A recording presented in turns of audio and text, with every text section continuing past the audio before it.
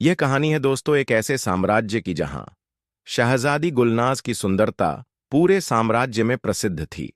हर सुबह जब वह महल के बगीचे में चलती तो ऐसा लगता जैसे कोई चांदनी धरती पर उतर आई हो।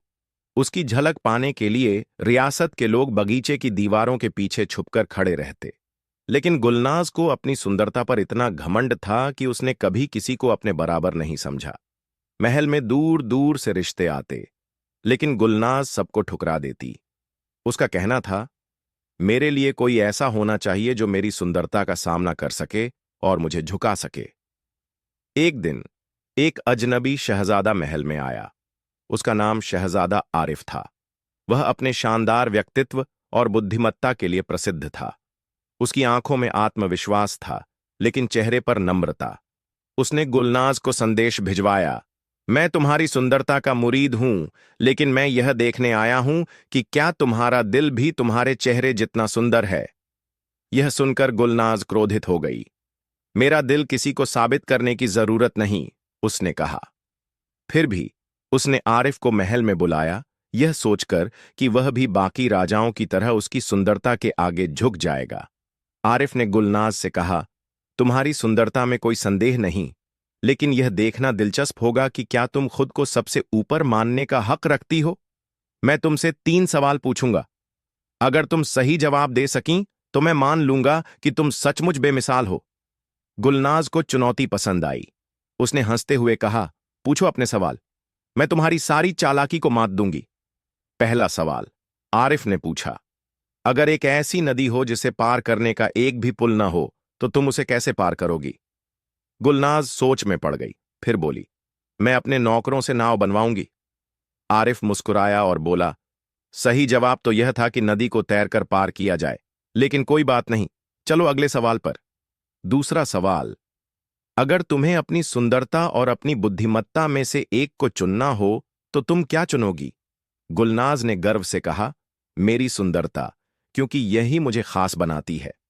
आरिफ ने सिर हिलाया, सचमुच खास हो, लेकिन यह जवाब तुम्हारे घमंड को दिखाता है। तीसरा और आखिरी सवाल, अगर तुम्हारे सामने कोई ऐसा आईना रख दिया जाए जो तुम्हारे दिल को दिखाए, तो क्या तुम उसमें देखने की हिम्मत करोगी। गुलनाज चुप हो गई। वह पहली बार घबरा गई। उसने कहा, ऐसा कोई आईना हो ही नहीं सकता। आरिफ ने मुस्कुराते हुए एक छोटा सा आईना निकाला और बोला, यह वही आईना है, इसे देखो और खुद को पहचानो। गुलनाज ने आईने में झांका। उसे अपनी खूबसूरती नहीं, बल्कि अपनी आत्मा में घमंड और अहंकार की काली परछाइयां दिखीं। उसकी आंखों से आंसू बहने लगे। उसने पहली बार महसूस किया कि उसकी सुंदरता बाहरी है, लेकिन उसकी आत्मा खोखली हो चुकी है। आरिफ ने कहा, सुंदरता का असली मूल्य तब है जब वह नम्रता और सच्चाई के साथ जुड़ी हो। मैं तुम्हारे चेहरे का नहीं, तुम्हारे दिल का दीवाना बनना चाहता था। गुलनाज ने अपने घमंड को त्यागते हुए कहा, तुमने मेरी आंखें खोल दीं। अब मैं जान गई कि सच्चाई और विनम्रता ही असली खूबसूरती है। गुलनाज ने आरिफ को धन्यवाद दिया और उसे अपने जीवन का साथी बनाने का निर्णय लिया। उसने अपने जीवन को बदलने की कसम खाई और साम्राज्य में ऐसी रानी बनी जो अपनी विनम्रता और दयालुता के लिए जानी जाती थी। इस तरह शहजादे आरिफ ने न केवल शहजादी का घमंड तोड़ा, बल्कि उसे उसकी सच्ची सुंदरता का आईना भी दिखाया। गुलनाज के जीवन में परिवर्तन एक दिन की बात नहीं थी। आरिफ के जाने के बाद उसने खुद से और अपने आसपास के लोगों से अलग तरह का रिश्ता बनाना शुरू किया। उसने महल के सेवकों को बुलाकर कहा, अब से मैं तुम सबको अपनी ताकत के रूप में देखूंगी, न कि किसी से कम। हर कोई इस दुनिया में खास है और मेरी जिम्मेदारी है कि मैं अपनी रियासत के हर इंसान की इज्जत करूं। महल के सेवक हैरान थे। गुलनाज का बदला हुआ रूप उन्हें सपने जैसा लग रहा था। उसने अपने ऐश्वर्य और घमंड से भरे कपड़े उतारकर साधारण वस्त्र पहनने शुरू किए, लेकिन उसकी सादगी में एक अलग प्रकार की रोशनी थी, जिसने उसके व्यक्तित्व को और भी सुंदर बना दिया।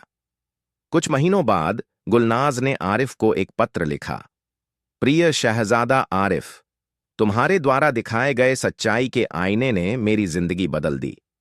अब मैं वह शहजादी नहीं हूं जो घमंड में डूबी रहती थी। मैं तुमसे मिलना चाहती हूं, लेकिन इस बार एक बदली हुई गुलनाज के रूप में। अगर तुम्हें मुझसे मिलना स्वीकार हो तो महल में आना। गुलनाज। आरिफ को पत्र पढ़कर खुशी हुई।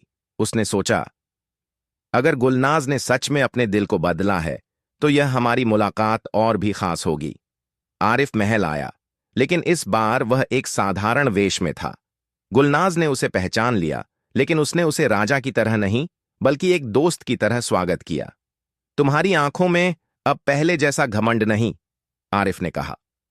गुलनाज मुस्कुराई। तुमने मेरी आंखों में सच्चाई देखी होगी। मैंने खुद को बदलने का फैसला किया और अब मैं केवल अपनी सुंदरता के लिए नहीं बल्कि अपनी अच्छाई और सेवा के लिए जानी जाना चाहती हूं। आरिफ ने गुलनाज से कहा, तुमने यह साबित कर दिया कि इंसान खुद को बदल सकता है। यह सबसे बड़ी जीत है। मैं तुम्हें अपने दिल और अपनी जिंदगी में वही जगह देना चाहता हूं जो तुमने अपनी मेहनत और सच्चाई से कमाई है। गुलनाज और आरिफ का विवाह पूरे साम्राज्य में एक मिसाल बन गया। यह शादी केवल दो लोगों के मिलन की नहीं बल्कि विनम्रता और बदलाव की कहानी थी। गुलनाज ने अपने महल का दरवाजा आम जनता के लिए खोल दिया। अब वह हर दिन अपनी रियासत के लोगों से मिलती, उनकी समस्याएं सुनती और उनकी भलाई के लिए काम करती। आरिफ उसके हर कदम में साथ देता। वह दोनों मिलकर अपनी प्रजा को यह सिखाते कि बाहरी सुंदरता अस्थायी है, लेकिन सच्चाई, दया और विनम्रता सदा के लिए रहती है। कई सालों बाद जब गुलनाज एक वृद्ध और अनुभवी रानी बन चुकी थी, उसने अपने पोते पोतियों को अपने घमंड और बदलाव की कहानी सुनाई। उसने कहा, सुंदरता से ज्यादा जरूरी है इंसान का दिल और उसकी सोच। अगर तुम जीवन में किसी से ऊपर उठना चाहते हो तो पहले अपने घमंड को हराओ। यही असली जीत है। आरिफ ने उसकी बात पर सहमति जताई और बोला, तुम्हारी कहानी केवल तुम्हारी नहीं बल्कि उन सभी के लिए है जो सच्चाई को अपनाने की हिम्मत रखते हैं। इस तरह शहजादी गुलनाज और शहजादा आरिफ ने अपने जीवन को दूसरों के लिए प्रेरणा बना दिया। उनका साम्राज्य खुशहाली और सीख का प्रतीक बन गया। गुलनाज और आरिफ के विवाह के कुछ वर्षों बाद उनका साम्राज्य एक नई ऊंचाई पर पहुंच गया। उनके मिलन से न केवल राज दरबार का स्वरूप बदला बल्कि प्रजा के जीवन में भी बड़ा परिवर्तन आया। गुलनाज और आरिफ ने अपनी प्रजा को केवल शासक की तरह नहीं बल्कि परिवार के सदस्य की तरह देखा। महल में होने वाली सालाना सभाएं, जहां पहले केवल राज परिवार और दरबारी हिस्सा लेते थे, अब प्रजा के लिए भी खुली थीं। लोग निडर होकर अपनी समस्याएं रखते और गुलनाज और आरिफ उन्हें हल करने का हर संभव प्रयास करते। गुलनाज को यह एहसास हुआ कि उसके जीवन में बदलाव की शुरुआत शिक्षा और आत्मचिंतन से हुई थी। उसने पूरे साम्राज्य में मुफ्त शिक्षा का प्रावधान किया। हर गांव और हर शहर में विद्यालय खोले गए, जहां न केवल बच्चों को बल्कि वयस्कों को भी पढ़ाया गया। उसने एक आदेश जारी किया, सुंदरता केवल बाहरी नहीं होती, असली सुंदरता ज्ञान और विनम्रता में है। हमारे विद्यालयों में यह सिखाया जाएगा कि हर व्यक्ति की अपनी अलग पहचान और महत्व है। आरिफ ने प्रजा को स्वाभिमान और कड़ी मेहनत का महत्व सिखाने के लिए कार्यशालाएं शुरू कीं। उनका मानना था कि अगर हर व्यक्ति खुद पर विश्वास करे और अपनी क्षमता को पहचाने तो पूरा साम्राज्य उन्नति करेगा। एक दिन पड़ोसी साम्राज्य का राजा, जो गुलनाज की सुंदरता को ठुकराने के कारण लंबे समय से द्वेष में था, अपनी सेना लेकर गुलनाज और आरिफ के साम्राज्य पर चढ़ाई करने आ गया। वह सोचता था कि अपनी प्रजा की सेवा और दया दिखाने में व्यस्त यह दंपति युद्ध के लिए तैयार नहीं होगा, लेकिन आरिफ और गुलनाज ने दिखा दिया कि उनकी दया और विनम्रता कमजोरी नहीं बल्कि ताकत थी। उन्होंने अपनी प्रजा के साथ मिलकर एक मजबूत रक्षा तंत्र तैयार किया। युद्ध के मैदान में आरिफ की रणनीति और गुलनाज का नेतृत्व, दोनों ने मिलकर दुश्मन की सेना को हरा दिया। गुलनाज ने युद्ध के बाद पड़ोसी राजा से कहा, हमने तुम्हें हराया लेकिन तुम्हारा अपमान नहीं करेंगे। अगर तुम सच्चे सहयोगी बनना चाहते हो तो आओ, हमारे साथ जुड़ो और सीखो कि असली ताकत एकता और सच्चाई में है। पड़ोसी राजा ने गुलनाज और आरिफ की बात मानी और संधि पर हस्ताक्षर कर दिए। इसके बाद दोनों साम्राज्य एक हो गए और इस तरह गुलनाज और आरिफ का प्रभाव और बढ़ गया। उनके साम्राज्य में हर धर्म, जाति और वर्ग के लोग समान अधिकार और सम्मान पाते। गुलनाज और आरिफ ने अपने जीवन के अंतिम वर्षों में एक पुस्तक लिखी जिसका नाम था घमंड से विनम्रता तक, एक आत्मा की यात्रा। यह पुस्तक उनकी जीवन कहानी और उनके द्वारा सीखे गए सबक का संग्रह थी। पुस्तक के अंतिम अध्याय में गुलनाज ने लिखा, मैंने अपने जीवन में सबसे बड़ा युद्ध अपने घमंड के खिलाफ लड़ा। जब मैंने खुद को हराया तभी मैंने असली शांति और खुशी पाई। अगर यह कहानी तुम्हें अपनी कमजोरियों को पहचानने और उन्हें दूर करने की प्रेरणा दे सके तो मेरा जीवन सफल हो जाएगा। आरिफ ने अपनी पंक्ति जोड़ी, अगर तुम विनम्रता और ज्ञान के साथ चलोगे तो कोई भी ताकत तुम्हें हरा नहीं सकेगी। गुलनाज और आरिफ ने एक लंबा और संतोषपूर्ण जीवन जिया। उनके जाने के बाद उनकी संतानों ने उनके सिद्धांतों को जीवित रखा। उनकी विरासत केवल महलों और युद्धों तक सीमित नहीं रही, बल्कि हर दिल में बस गई। साम्राज्य के लोग अब भी कहते हैं, शहजादी गुलनाज और शहजादा आरिफ ने हमें सिखाया कि असली ताकत विनम्रता, सच्चाई और ज्ञान में है। इस तरह उनका नाम इतिहास के पन्नों में सुनहरे अक्षरों में दर्ज हो गया। उनका जीवन यह संदेश देता रहा कि सुंदरता केवल बाहरी नहीं बल्कि आत्मा की गहराई में होती है। गुलनाज और आरिफ के गुजर जाने के बाद भी उनकी शिक्षाओं और सिद्धांतों ने साम्राज्य को मार्गदर्शन दिया।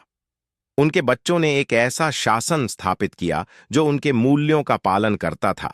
उनके सबसे बड़े बेटे युवराज अय्यान ने अपने माता पिता की शिक्षाओं को और भी आगे बढ़ाने की ठानी। उसने साम्राज्य में कला और विज्ञान को बढ़ावा देने के लिए एक ज्ञान मंदिर की स्थापना की। यह एक ऐसा स्थान था जहां विद्वान, कलाकार और वैज्ञानिक एकत्र होते और साम्राज्य के विकास के लिए नए विचार लाते। अय्यान ने यह घोषणा की, अगर हम चाहते हैं कि हमारा साम्राज्य सदा उन्नति करे तो हमें सीखते रहना होगा। मेरी माता और पिता ने जो बीज बोया था मैं उसे एक विशाल वटवृक्ष बनाना चाहता हूं। गुलनाज की बेटी राजकुमारी महीन ने महिलाओं के अधिकारों के लिए काम करना शुरू किया। उसने साम्राज्य के हर कोने में महिलाओं के लिए विशेष शिक्षण केंद्र और कार्यशालाएं खोलीं।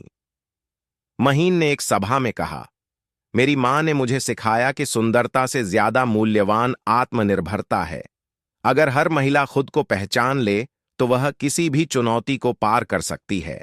महीन के प्रयासों ने महिलाओं को अपने पैरों पर खड़ा होने का साहस दिया। वे अब केवल घर की चार दीवारी तक सीमित नहीं थीं, बल्कि शिक्षिका, चिकित्सक, सैनिक और व्यापारिक क्षेत्र में अपना योगदान देने लगीं। साम्राज्य में ऐसी व्यवस्था स्थापित की गई कि हर वर्ग, जाति और पंथ के लोग साथ में खुशहाल जीवन जी सकें। करों को कम किया गया और धन का उपयोग सार्वजनिक सुविधाओं के निर्माण में किया गया। हर गांव में पानी, शिक्षा और चिकित्सा सुविधाएं उपलब्ध थीं। गुलनाज और आरिफ के बनाए गए नियमों का पालन करते हुए शासन ने यह सुनिश्चित किया कि न्याय हर किसी को समान रूप से मिले। हालांकि साम्राज्य में सब कुछ सही लग रहा था, लेकिन पड़ोसी साम्राज्यों में ईर्ष्या बढ़ने लगी। एक बार फिर कुछ शासकों ने उनकी सफलता को चुनौती देने की ठानी। युवराज अय्यान ने अपने पिता आरिफ की तरह शांतिपूर्ण तरीके से समस्या का समाधान करने की कोशिश की। उसने पड़ोसी राजाओं को एक सभा में बुलाया और कहा, हम सबके पास अपनी जनता की जिम्मेदारी है। युद्ध केवल विनाश लाता है, जबकि सहयोग विकास। मैं आपके साथ अपनी उपलब्धियां साझा करना चाहता हूं ताकि आप भी अपने साम्राज्य में खुशहाली ला सकें। यह सुनकर कुछ राजा सहमत हो गए, लेकिन कुछ अब भी संदेह में थे।